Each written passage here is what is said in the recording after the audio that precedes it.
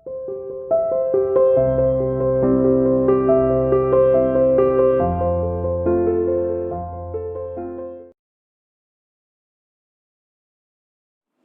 Again. आज के इस टॉपिक में जो हम पढ़ने वाले कांग्रेस में विभाजन, स्प्लिट इन द कांग्रेस, इस चैप्टर, इस टॉपिक में जब हम बात करेंगे तो बेसिकली आज के टॉपिक के बाद में एक हम ज़मीन तैयार कर देंगे। इस टॉपिक में तो नहीं, लेकिन कांग्रेस के विभाजन की ज़मीन तैयार हो जाएगी इस टॉपिक के अंदर। बात करें 1967 के चुनाव की, लोकसभा के चुनाव, और उस पीरियड में किस तरह की परिस्थितियां बनी। कांग्रेस के जो सिंडिकेट के नाम से जिन्हें जानते थे, वो इन्फ्लुएंशियल लीडर, वो ताकतवर कद्दावर नेता जो कांग्रेस के अंदर काफ़ी वर्षों से बने हुए थे, कभी अलग अलग प्रांत से भी हो सकते थे, ठीक है ना। काफ़ी इम्पोर्टेंट लीडर जो कांग्रेस के पहले अध्यक्ष रह चुके हैं, किसी स्टेट के चीफ मिनिस्टर रहे हुए होते हैं। ऐसे लीडर्स कुछ आशाओं के साथ देश के प्रधानमंत्री के रूप में इंदिरा गांधी को अपनी पार्टी की तरफ से आगे करते हैं। कुछ उम्मीदें थी उनको कि कांग्रेस के अंदर इंदिरा गांधी जो है देश की प्रधानमंत्री बनेगी। तो जैसे वो जो सिंडिकेट की बात कर रहे, जो ताकतवर नेता पार्टी के अंदर थे, उनको उम्मीदें थी कि ये अनुभव है नहीं इसके पास में, और हमारे कहने के अनुसार ये काम करने वाली है। ये सिंडिकेट काफ़ी इम्पोर्टेंट थी कांग्रेस के अंदर, आप कह सकते हो। चाहे लाल बहादुर शास्त्री की बात करें या इंदिरा गांधी की बात करें, दोनों को एक सत्ता के सिंहासन तक पहुंचाने में इस सिंडिकेट का काफ़ी बड़ा रोल था बेटा। मैं बात कर रहा हूँ 1967 या उससे पहले, जब लाल बहादुर शास्त्री देश के प्रधानमंत्री बने। ये कांग्रेस के इन्फ्लुएंशियल लीडर्स पार्टी के अंदर काफ़ी ताकत रखते थे, और प्रधानमंत्री बनाने में, जो प्रधानमंत्री के लिए उम्मीदवार को इसी तरह की परिस्थितियों में जो 2 बार आई, तो इनका बहुत बड़ा रोल होता था। और कैसे आप देखोगे, ये इंदिरा गांधी को एक देश के प्रधानमंत्री के रूप में सत्तारूढ़ करते हैं, कुछ उम्मीदों के साथ, कुछ अपने पर्सनल इंटरेस्ट को देखते हुए, कुछ पार्टी के लिए उम्मीदें। लेकिन किस तरह से इंदिरा गांधी अपनी कौशल क्षमता के, नेतृत्व क्षमता के साथ इनकी उम्मीदों के विपरीत अपने आप को एक कुशल प्रशासक के रूप में खड़ा करती है, और पार्टी के अंदर से वो किसी तरह के किसी नेता को विश्वस्त अपना नहीं बनाती है जिससे सलाह ले सके। जितने भी विश्वास वाले व्यक्ति थे, उनके पार्टी से बाहर के व्यक्ति रहे। तो कांग्रेस एक जमीन तैयार हो जाती है जब पार्टी के जिन नेताओं ने कुछ उम्मीदों के साथ किसी को सर्वोच्च पद पर, देश के सर्वोच्च पद पर, ताकत के हिसाब से बात कर रहा हूँ, वैसे तो राष्ट्रपति का पद है सर्वोच्च पद, लेकिन शक्ति के हिसाब से प्रधानमंत्री का पद है बेटा। उस पद पर अगर कोई पार्टी के अंदर कुछ नेता किसी को पहुँचाते हैं तो वो कुछ उम्मीदें रखते हैं। लेकिन कांग्रेस की तत्कालीन प्रधानमंत्री इंदिरा गांधी उनकी उम्मीदों के विपरीत अपना एक वर्चस्व पार्टी के अंदर कायम करने के लिए किस तरह के वो कार्य करती है, कैसे इनको एक हाशिए पर रख देती है, जो मुख्य नेता है पार्टी के, इनको कैसे एकदम साइडलाइन कर देती है। और ऐसा होता है राजनीति में, ये कोई नई बात नहीं है। आप बात कर सकते हो भारतीय जनता पार्टी की बात कर सकते हो, मार्गदर्शक मंडल जो आप बात करते हो, चाहे उसमें मुरली मनोहर जोशी की बात करें, लाल कृष्ण आडवाणी, जो कभी ना कभी इस पार्टी को इस मुकाम पर लाने के लिए कहीं क्रेडिट उनको दिया जाना चाहिए। और आज वो पार्टी के अंदर एकदम साइडलाइन है। कारण कुछ भी हो, क्योंकि ये सत्ता का सुख ऐसा सुख होता है जिसमें कोई रिश्ते नाते एहसान कुछ काम नहीं करते। अपना खुद को अगर आपको खड़ा करना है तो किसी को गिरा कर खड़ा करना होगा। इसीलिए हम इसको डर्टी पॉलिटिक्स के नाम से भी जानते हैं। पार्टी के अंदर अगर आप कोई एक नेता किसी दूसरे को इम्पोर्टेंस देगा तो छवि उसकी बनती है। पार्टी में ऐसा नहीं चाहते कि किसी के क्रेडिट्स, कभी हुआ करते थे ऐसे नेता, बहुत कम आजकल देखने को मिलता है। तो वही सब कुछ बात होने वाली है, कैसे वो कांग्रेस के ऊपर इंदिरा गांधी अपना कंट्रोल कर लेती है पूर्ण, और किस तरह से 1967 के चुनाव के बाद में उनको नहीं मिला इतना बहुमत, ये बात सही है 1967 के चुनाव में।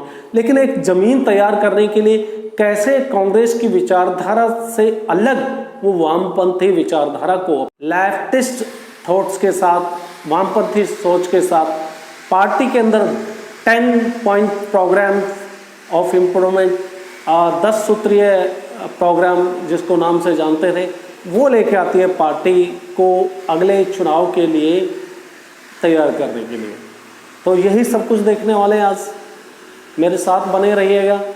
हो नहीं सकता कि आप इसमें से 99 या 100% इस चैप्टर को या इस टॉपिक को, कॉन्सेप्ट को ना समझ पाए। कांग्रेस में स्प्लिट इन द कांग्रेस में विभाजन की बात 1967 के चुनाव के बारे में मैंने बताया। ये बात सच है कि लोकसभा के चुनाव में जैसे तैसे पार्टी मैनेज कर जाती है, अपना बहुमत इतना हासिल कर लेती है, ठीक है ना। लेकिन राज्यसभा के विधानसभा के जो चुनाव होते हैं, हर प्रांत के जो चुनाव है, उसमें काफ़ी हार देखने को मिलती है। हमने बात भी की थी कि चाहे आप दिल्ली से अगर चलते हैं, 1967 के चुनाव की मैं बात कर रहा हूँ, तो दिल्ली से और आप चले जाइए वेस्ट बंगाल तक, हावड़ा, तो आपको राज्य में ट्रेन की बात करो, अगर ट्रेन से जाते तो कोई भी ऐसा स्टेट नहीं मिलेगा जहाँ पर कांग्रेस की सरकार हो। ये पीरियड अपने आप में बहुत कुछ कहता है कि जिससे पहले जवाहरलाल नेहरू के कालखंड में जहाँ पूरे देश में कांग्रेस का परचम लहराता था, वहाँ एक आप कह सकते हो कि लगातार कितने स्टेट्स के अंदर कांग्रेस का वजूद दांव के ऊपर था। और उसके बाद में कांग्रेस के अंदर लाल बहादुर के शास्त्री के बाद में आप कह सकते हो कि इंदिरा गांधी का पार्टी के ऊपर किस तरह से कंट्रोल कर लेना, और उम्मीदें पार्टी के जो पुराने नेताओं के बारे में बात करेंगे, कौन कौन नेता है, क्या क्या उम्मीदें थी इनसे, और किस तरह से उम्मीदों के विपरीत ये अपना खुद का वर्चस्व रखने में कामयाब रहती है। तो 1967 के चुनाव के बाद केंद्र में तो कांग्रेस की सत्ता आ गई, अनेक राज्यों में जो है हाथ से सत्ता जाती रही, कांग्रेस के हाथ से सत्ता कई राज्यों में चली गई, गठबंधन की सरकार बनी, कांग्रेस की नहीं बननी थी, नॉन कांग्रेसिज्म का एक नारा चल रहा था। किसी भी तरह से अलग अलग विचारधाराओं की पार्टियां, राजनीतिक दल एक साथ आए, लेकिन प्रांतों में कांग्रेस की सरकार कई जगह नहीं बन पाई, दल बदल भी उनके पीछे कारण रहा। तो चुनाव के नतीजों ने यह साबित कर दिया कि कांग्रेस को हराया जा सकता है। 1967 के चुनाव अपने आप में एक बहुत कुछ बयान करते हैं, और इट हैज़ प्रूव्ड कि Congress can be defeated in the elections, ठीक है ना। ऐसा लगने लगा अन्य पार्टियों को कांग्रेस को हराया जा सकता है। अब हम बात करते हैं इंदिरा गांधी और बनाम सिंडिकेट, इंदिरा वर्सेस सिंडिकेट के बारे में। ये सिंडिकेट है क्या? मैंने जैसे पहले आपको बताया कि किसी भी पार्टी में कुछ इन्फ्लुएंशियल लीडर होते हैं, किसी भी निर्णय को काफ़ी प्रभावित करते हैं पार्टी के अंदर, और चाहे लाल बहादुर शास्त्री की बात करें या इंदिरा गांधी की बात करें, दोनों नेताओं को सत्ता के सिंहासन तक पहुंचाने में ये सिंडिकेट का बहुत बड़ा रोल रहा है, ठीक है ना।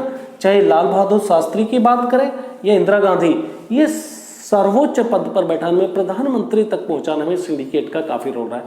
पार्टी के अंदर वो हैवी वेट नेता जिनका काफ़ी वर्चस्व पार्टी में, ठीक है ना, काफ़ी सालों से बने हुए, कई पदों पे रह चुके हैं, कई सारे निर्णय जो पार्टी में इनके बगैर लिए नहीं जा सकते, उनको कांग्रेस के अंदर इस सिंडिकेट के नाम से पुकारा गया, ठीक है ना।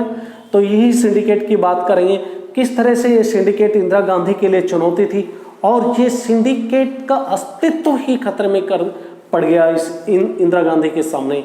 ये भी एक अपने आप में समझने वाली चीज़ है कि जो सिंडिकेट इंदिरा गांधी को अपने प्रभाव में लाना चाहती थी, वो सिंडिकेट कहीं ना कहीं इतना कमज़ोर हो गई पार्टी के अंदर कि खुद सिंडिकेट के नेताओं का अपना ग्राउंड जाता रहा।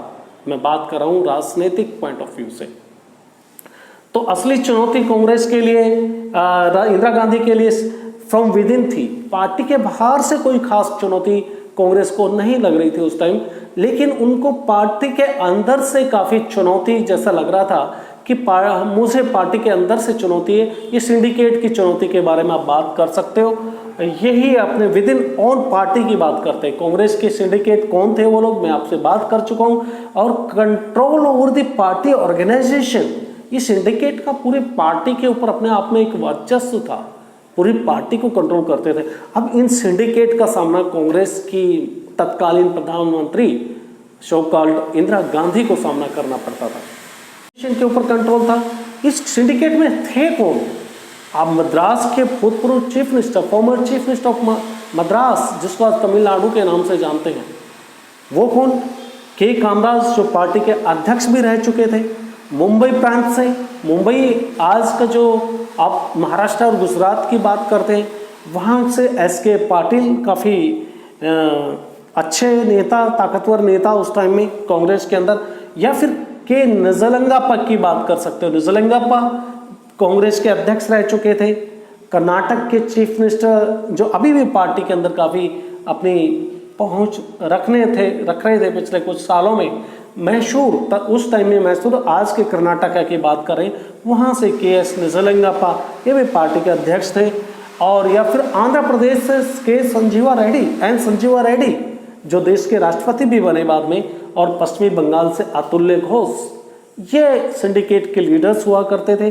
किसी भी निर्णय को ये बदलने में कुछ ही वक्त लगाते थे। और सिंडिकेट की नेताओं की उम्मीदें क्या थी, क्या सोचते थे? वो सोचते थे कि ये जो प्रधानमंत्री पद के लिए इंदिरा गांधी को हमने चुन के भेजा है, अपॉइंट किया है, सोचो, ये हमारे प्रति निष्ठावान रहे, ठीक है ना। और कांग्रेस ओ के नाम से ओरिजिनल, देखेंगे हम बात करेंगे कि कैसे कांग्रेस के दो विभाजन हो जाते हैं, और विभाजन के बाद में ये सिंडिकेट कांग्रेस ओ के नाम से जानती है, कांग्रेस ओरिजिनल, ठीक है ना। और जबकि दूसरी तरफ इंदिरा गांधी कांग्रेस की एक अलग धड़े को लीड करने के लिए आ गया थी सामने। सिंडिकेट के नेताओं की उम्मीद सरकार और पार्टी के भीतर खुद का मुकाम। सिंडिकेट के नेताओं की उम्मीद के विरुद्ध क्या क्या चैलेंजेस थे? उम्मीद थी सिंडिकेट के नेताओं की हमारे लिए काम करेगी इंदिरा गांधी, लेकिन इंदिरा गांधी का क्या था अपना वजूद, क्या वो आगे देख रही थी, उसके बारे में बात करते हैं। सरकार और पार्टी के भीतर खुद का मुकाम एक बनाना चाहते, अपने पार्टी के अंदर अपना वर्चस्व, ग्रास्पिंग बढ़ाना चाहती थी। यह बात करें, सरकार के अंदर भी अपना एक मुकाम एस्टेब्लिश करने के लिए कांग्रेस की तत्कालीन प्रधानमंत्री प्रयासरत थी।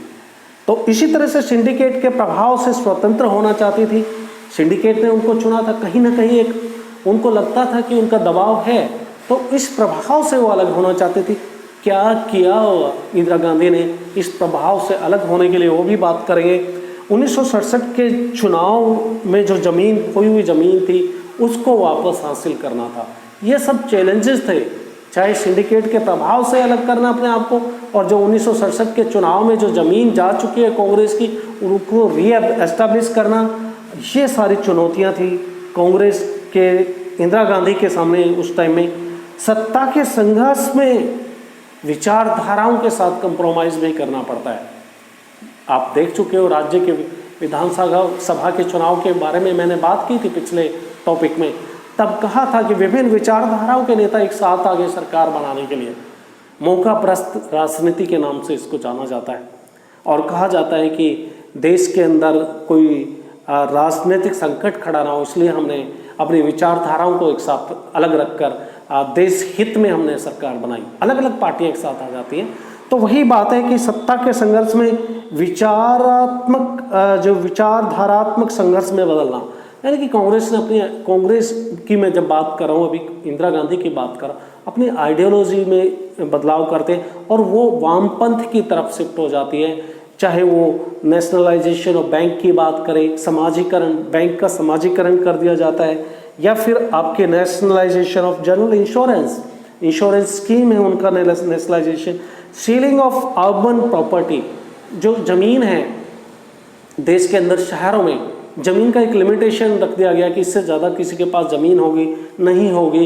ये अपने आप में एक सामाजिकता, एक समानता लाने की तरफ, जो कि एक वामपंथी विचारधारा है, उसको कांग्रेस की तत्कालीन प्रधानमंत्री ने अडॉप्ट किया, इसकी तरफ बढ़ने लगी। या फिर आप कह सकते हो पब्लिक डिस्ट्रीब्यूशन सिस्टम, जो आप आज के दिन सक्सेसफुल देख रहे हो आपके गांव के अंदर, जो अनाज का वितरण होता है पब्लिक डिस्ट्रीब्यूशन सिस्टम से, वो सब एक इंदिरा गांधी की सोच का हिस्सा, जो एक समानता के ऊपर बात करता है, जो वामपंथी विचारधारा है उसको इन्होंने अपना लिया। या फिर लैंड रिफॉर्म्स की बात करें, ज़मीन के जो रिफॉर्म्स के, तो इस तरह से इस कांग्रेस की तत्कालीन प्रधानमंत्री मैडम इंदिरा गांधी ने किस तरह से, हमने इस टॉपिक में बात की, क्या उनके सामने चैलेंजेस थे और किस तरह से बड़ी सफलता के साथ इन चैलेंजेस का वो सामना करती है। चाहे सिंडिकेट की समस्या हो, उसके प्रभाव से वो अपने आप को बाहर निकालती हैं, या फिर देश के अंदर अपनी दोबारा से कांग्रेस की ज़मीन को तलाशने की बात होती। और एक ऐसा वक्त भी आता है जब कांग्रेस के अंदर उसको कांग्रेस पार्टी से बाहर करने की एक कोशिश होती है, किस तरह से वो फिर दोबारा से एक ताकतवर नेता के रूप में उभर कर देश के सामने आती है। और फिर कांग्रेस की सरकार इससे आगे के चुनाव में, जो आगे के पीरियड में जो है वो 1977 तक वो देश के अंदर राज करती है। ये मुकाम उसका हासिल हुआ, वो क्रेडिट उसको जाता है। फिर 1980 में फिर दोबारा से वो 1980 से 84 के तब तक जब देश में उसकी एक आतंकवादी कह सकते हो असैसिनेशन कर दी जाती है, तब तक देश के प्रधानमंत्री के पद पर बनी रहती है। तो आज हमने बात की किस तरह से कांग्रेस के अंदर अपना वर्चस्व कामयाब करने में कामयाब रही देश की तत्कालीन प्रधानमंत्री इंदिरा गांधी। फिर एक नेक्स्ट टॉपिक के साथ हाजिर होंगे, तब तक के लिए goodbye, stay home, stay safe, thank you.